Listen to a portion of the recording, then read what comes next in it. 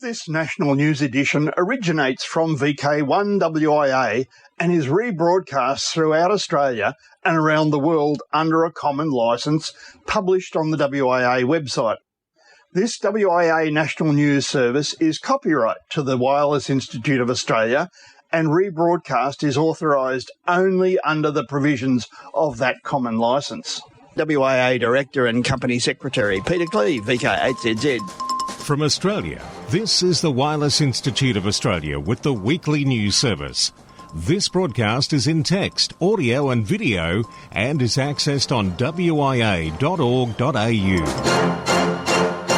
And in WIA National News this week, Graham VK1GVC, Alan VK2COD, Jason VK2LAW, Angelo VK2NWT, Chris VK3FY, Cole VK3GTV, Felix VK4FUQ, Nick VK7 Whiskey Whiskey, and Peter VK8 Zulu Zulu. But wait, there's much more news in store in this edition from the Wireless Institute of Australia, and it's for week commencing Sunday, January 25, 2026. I'm Editor Graham VK4BB, and remember, WIA National News is for recreational use only. On demand, online, on YouTube, and on HF across Australia. This is the Wireless Institute of Australia and VK1WIA. What did the WIA ever do for us? And for amateur radio, I mean, apart from being around since 1910, and apart from being the national peak body for amateur radio, and apart from being the only group recognised internationally, and apart from talking to the regulator so we don't have to, and apart from maintaining the band plan so we don't all transmit on top of each other, and apart from advocating and defending our spectrum whenever someone wants to sell it, and apart from running the QSL Bureau, and apart from running contests and awards, and apart from running a bookshop and publishing helpful information and publishing amateur radio magazine and providing insurance so clubs can actually meet and supporting training and assessors and keeping clubs informed through the national news broadcast and the website, apart from all that, what did the WIA ever do for us? Right then. Moving on. The WIA has an annual grants program which provides for grants of up to $250 for educational programs and up to $500 for repeater, beacons and other infrastructure projects. I'm very pleased to announce that the board of the Wireless Institute of Australia at its meeting this week approved a number of WIA grant applications totalling $2,250. The clubs have been sent an email confirming the approval of those grants. Applications are now open for grants to be considered in the 2026 allocation. Grant applications need to be submitted on the approved form available from the WIA website. Now, Graham, I think it's important to discuss the WIA Merit Awards. It's a program that identifies and recognises sustained outstanding achievement in the diverse field of amateur radio that furthers the science of radio and/or service to the Wireless Institute. It plays an important role in promoting excellence with nominations made by WIA members and decided by the WIA Board of Directors. Nominations are made using a special form that details the achievements of the individual along with supporting information. Awards are announced at the WIA Annual General Meeting and, where possible, presented at that gathering of members. Each WIA Merit Award is not necessarily awarded every year. A list of WIA Merit Award recipients and their achievements are published later in Amateur Radio Magazine and broadcast on this Sunday morning broadcast. Nominations for WIA awards to be presented at the AGM in May 2026 will close on the 1st of March 2026. The WIA Merit Awards that are available to be awarded by the WIA are detailed in the WIA web pages. I encourage listeners to put pen to paper and nominate individuals for WIA Merit Awards. So this has been Peter Cleed, WIA Director and Company Secretary. Hi everyone, this is Angelo, VK1WIA, WIA Affiliated Clubs Coordinator. Well, as we are now in the early stages of 2026, all clubs by now will have held their 2025 annual general meeting, perhaps resulting in some changes to the club committee and contact details. As I've asked in the past, and I'm now once again asking, would all clubs please take some time today to ensure your club's WIA club webpage is now up to date with any of those recent changes? Whilst the WIA does its best to maintain an accurate contact list for all clubs, that list is only as accurate as the information that your club details on your WIA webpage. Unfortunately, we still get a significant number of bounced emails, wrong email addresses, and other incorrect contact details when reaching out to your club, so I'm seeking your help to minimise that problem. Now, furthermore, and as mentioned in past WIA broadcasts and the last couple of affiliated clubs' presidents' webinars, the new WIA website is continuing development and will go live in the near future. All affiliated club pages will appear on the new website, of course. However, what won't be available anymore once the website is live is the ability for clubs to directly edit their respective web page. This means that any changes to your club's committee positions, contact details and general contact will subsequently need to be sent to the affiliated club's coordinator to be uploaded to the new website. This is another reason why I'm appealing to clubs to ensure that your club webpage is as up-to-date as possible prior to the changeover. So please just take a few minutes today to check your club's WIA webpage and make sure it's accurate. As always, if you have any questions about this or any other affiliated clubs matters, please don't hesitate to contact me using the following email address: clubs@nationaloffice.wia.org.au. This has been Angelo, VK2NWT for WIA National News. Krista Mitrievich, VK3FY, candidate for the WA Board of Directors 2026 election. I've been a licensed amateur radio operator since 1979. For more than 46 years, amateur radio and the communications industry have been central to my life, both professionally and personally. My career has taken me from hands-on technical roles through to senior leadership positions as a communications consultant, senior technical officer, project manager, business development manager, company director, and a primary producer.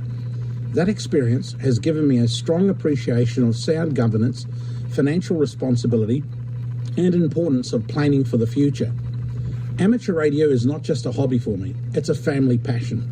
I'm married with 3 children, all of whom are licensed amateur radio operators and proud members of the Wireless Institute of Australia.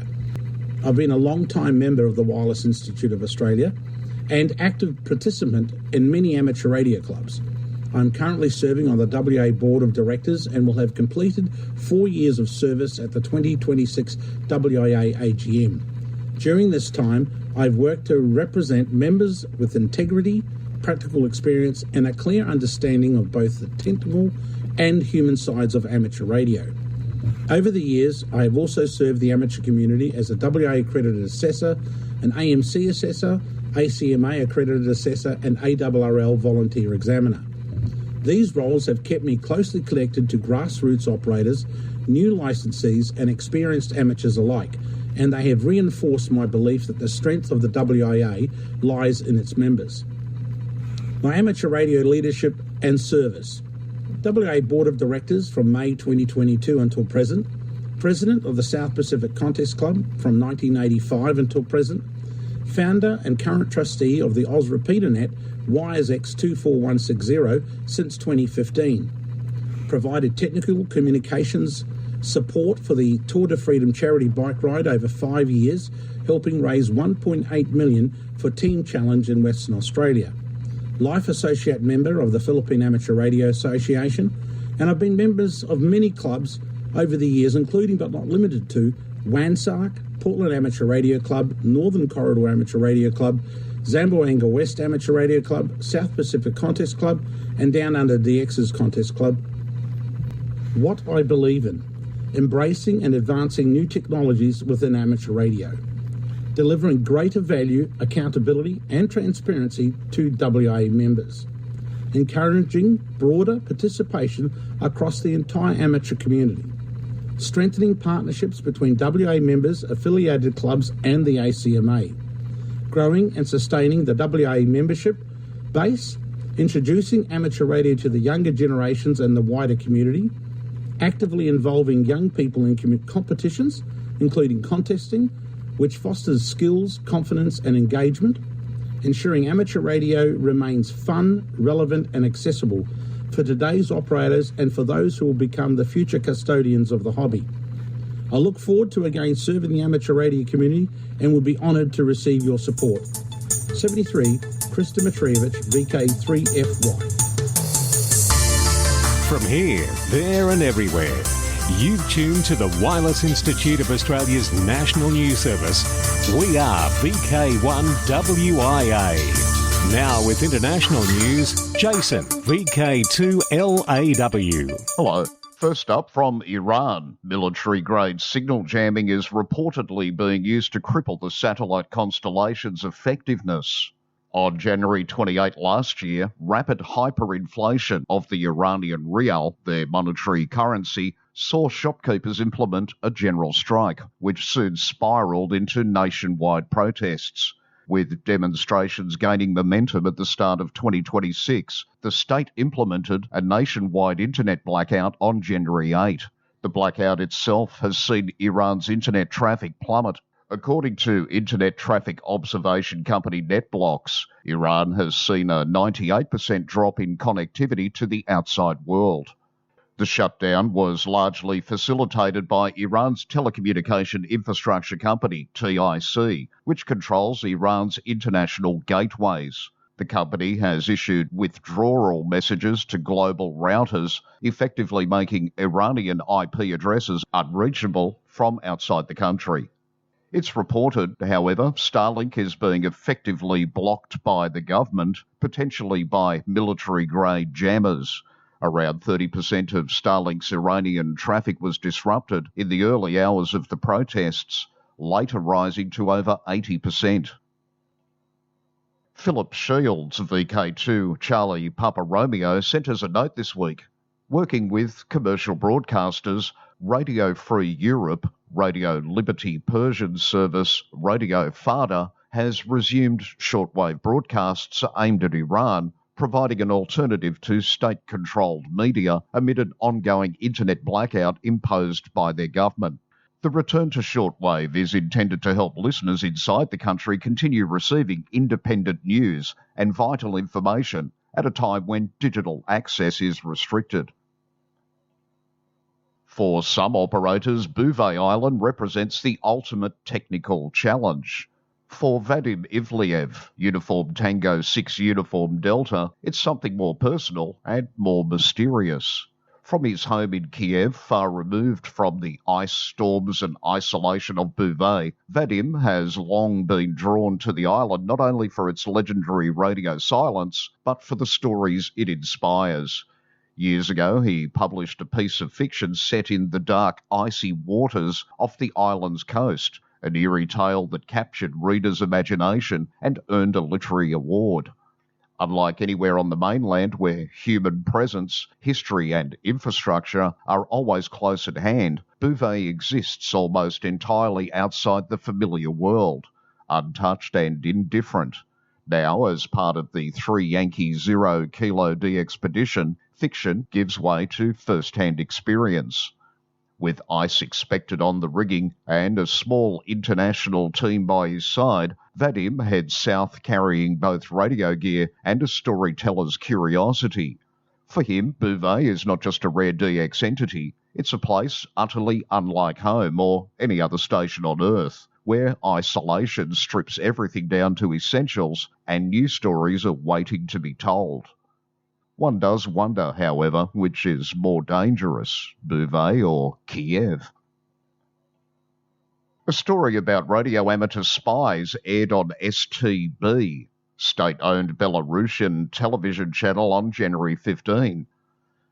In it, presenter Roman Protasevich claims that a structure for intercepting secret information allegedly operated under the guise of radio amateur communities.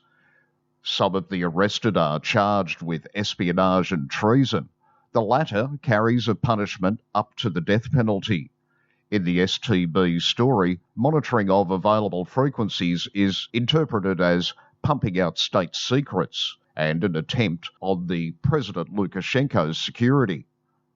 The publications of recordings online is presented as transferring informational sovereignty into foreign hands. However, the connection of the people in the story to foreign intelligence services is not proven in any way. The liquidation of a large network of more than 50 people is announced. It's clarified that 7 people have been arrested, including hams, Echo Whiskey 1 Alpha Echo Hotel and Echo Whiskey 1 Alpha Charlie Echo. In the UK, the regulator Ofcom has proposed changes in radio spectrum that would make it Europe's first country to implement the sharing of the same frequencies between 2 different technologies. The proposal looks specifically at the upper portion of the 6 GHz band, where proprietary usage would be given in one portion to Wi-Fi devices such as routers and another to mobile devices such as cell masts. The change would affect indoor and lower power Wi-Fi and any higher power Wi-Fi under the control of an automated frequency control system as protection against interference.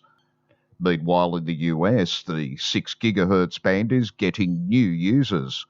The Federal Communications Commission intends to approve unlicensed operation on 6 GHz by a new category of devices known as GVP devices, which stands for Geofenced Variable Power.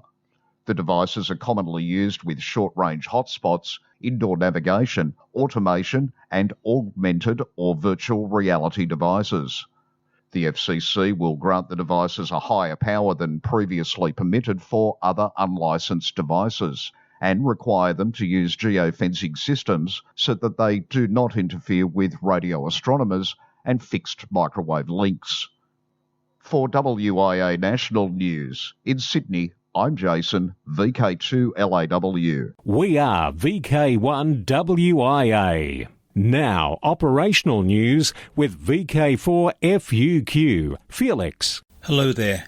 Now, contest-wise 2026.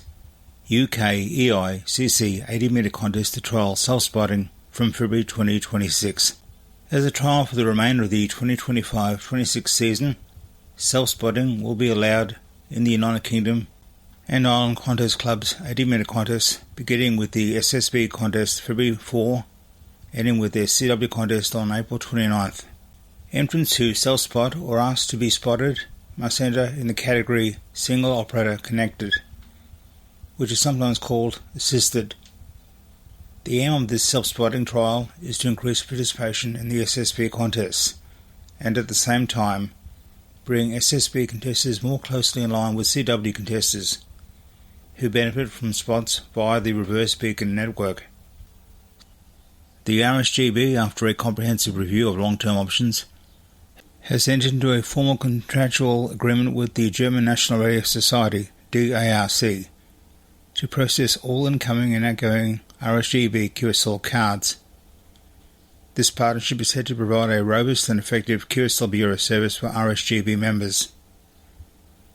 Rossal concludes at the end of this month, January 2026 AX Day Contest, January 26, this Monday only. February 21 and 22 ARRL DXCW. March Jock White Memorial Field Day.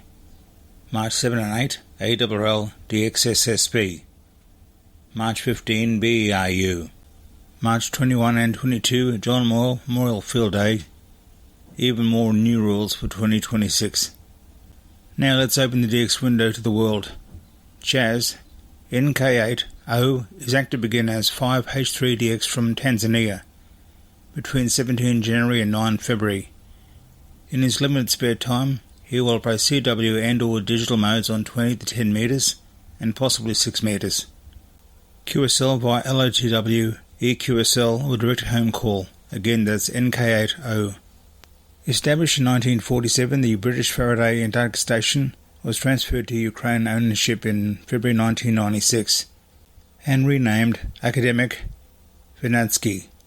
Celebrating this 30th anniversary, 5 special call signs will be active from 1 February to 1 March. Look for the EM30 prefixes on air. Central African Republic. Operating as TL8 BNW until June on 40, 20, 15 and 10 metres using SSB and digital with a dipole. Namibia.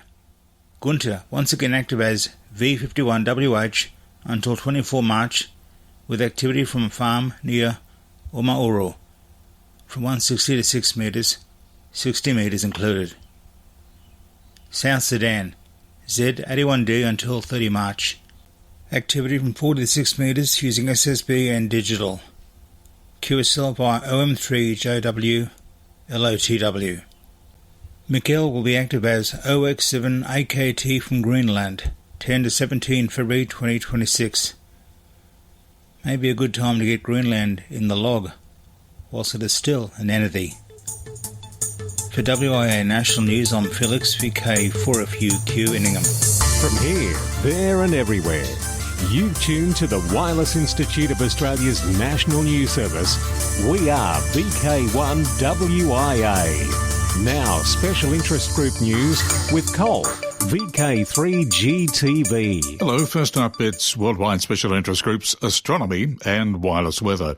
DXLook has released a new VOACAP view that makes professional-grade HF propagation predictions accessible to amateur radio operators for the first time without requiring technical expertise or specialised software. VOACAP, Voice of America Coverage Analysis Program, is the gold standard for HF propagation prediction, originally developed by the US government for international broadcasting. It uses sophisticated ionospheric modelling to predict which frequencies will work between any 2 points on Earth based on solar activity, time of day, and seasonal variations. Until now, using VOACAP required command line tools and configuration files that put it out of reach for most hams. What makes DXLook's approach unique is how VOACAP data is presented, using the same visual language as DXLook's reports view. If you already understand how reports work, you'll understand VOACAP immediately. Same coloured arcs showing propagation paths, same band indicators, same signal quality visualization, zero learning curve. The VOACAP view is driven by real-time solar data, automatically adjusting predictions based on current smoothed sunspot numbers, SSN. Predictions update hourly and cover all HF emitter bands from 80 through to 10 metres. The VOACAP view is now live and available to all users on dxlook.com. Worldwide Special Interest Group's Final Frontier. The amateur radio on the International Space Station, ARIS, program is seeking formal and informal educational institutions and organisations, individually or working together, to host an amateur radio contact with a crew member on board the ISS. ARIS anticipates the contact would be held between July the 1st and December 31st this year. Crew scheduling and ISS orbits will determine the exact contact dates. To maximise these radio contact opportunities, ARIS is looking for organisations that will draw large numbers of participants and integrate the contact into a well-developed education plan. The deadline to submit a proposal is February 27th. Proposal information and more details such as expectations, proposal guidelines and the proposal form can be found at ARIS, that's ARISS.org.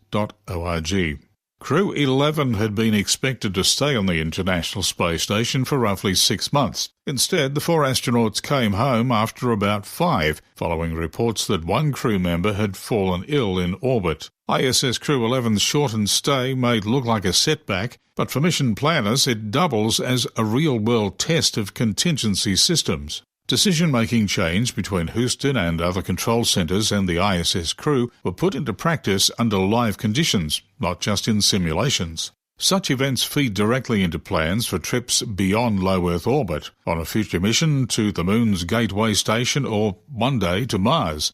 Communication delays and limited evacuation options will amplify the stakes of any medical problem. Space agencies will be studying several questions in the wake of Crew 11's return. How quickly can ground teams assess incomplete medical information from orbit? Where is the tipping point between treating in place and cutting a mission short? And finally, what additional training or equipment might reduce the need for early returns? Worldwide Special Interest Groups, Radio Amateur Youngtimers, YOTA, Youngsters on the Air, or maybe renamed this week to Youngsters on the Parade Ground. With the details, here's Alan, VK2COD. Thank you. And we turn to another achievement by Australian Army cadets. The Headland Capacity Futures program is an AAC national STEM initiative designed to develop future workforce skills in emerging defense technology, particularly in the field of drone capability and robotics. Key components of the program include technical training, including hands-on experience in 5-inch racing drone platforms from the ground up, precision soldering, and drone flight coding. A bunch of cadets descended on Adelaide earlier in January, ready for a week of innovation, STEM engagement, and competitive racing. 5 cadet instructors, ACS and ADF members of the ADF drone racing team came together for the immersive hands-on learning experience. The focus of the day was the construction of the 5-inch racing drone platform built entirely from the ground up. Cadets jumped straight in, developing practical technical skills and learning precision soldering, a fundamental capability underpinning high-performance drone racing and future workforce development. An outstanding start to the program, setting a strong foundation for innovation, teamwork, and the development of the next generation of drone capability within the Australia Army Cadets. For WIA National News, I am Alan, VK2COD. Thanks, Alan. Worldwide Special Interest Groups, Rescue Radio. A 50-year-old Russian lady who'd converted to Hinduism 5 years ago was at Sagar Island on the 11th of January to take a holy dip. She travelled from a small town in Russia but lost her bag containing her passport, bank cards and a wad of cash in both dollars and rubles. Most of all, she lost her cell phone and with it, her connectivity with assistance. The lady broke down after the loss and was taken to Gangasagar Coastal Police Station. Ham operators positioned there deciphered her language and contacted the Russian embassy. Again, thanks to amateur radio, a happy ending.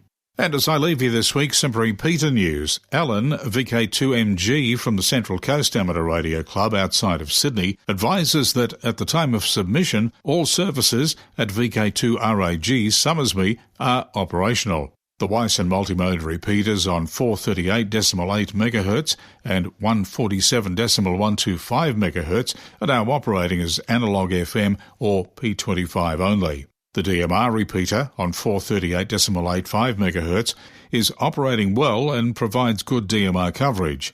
The club's weekly net is on Thursday night at 8 p.m. on the VK2RAG 2-metre repeater, that's 146.275 MHz, with an 81.5 Hz subaudible tone. Now Graham, VK1GVC, with even more repeater news. On Saturday 17th of January, a team from the Canberra Region Amateur Radio Club changed the frequency split on the Mount Giannini 70cm repeater to -7 MHz. This is to get away from the QRM and the 433 MHz lipid band where the repeater receive channel had been. As one of Australia's highest amateur radio sites, Mount Giannini has a few challenges of its own. The trip had been planned for 1 week earlier but was cancelled at late notice due to an extreme heat forecast, a total fire ban, and the access road was locked by national parks. On 17th of January, the weather was more like winter, with fog, rain, wind, and the apparent temperature was below zero. So thanks to the hardy souls who stuck it out long enough to complete the frequency change and filter retuning before abandoning the site as the weather further deteriorated around 2 p.m. Reports after the WIA news on Sunday the 18th of January, the day after the frequency change, were very good. The number of callers on 70 centimetres was above average.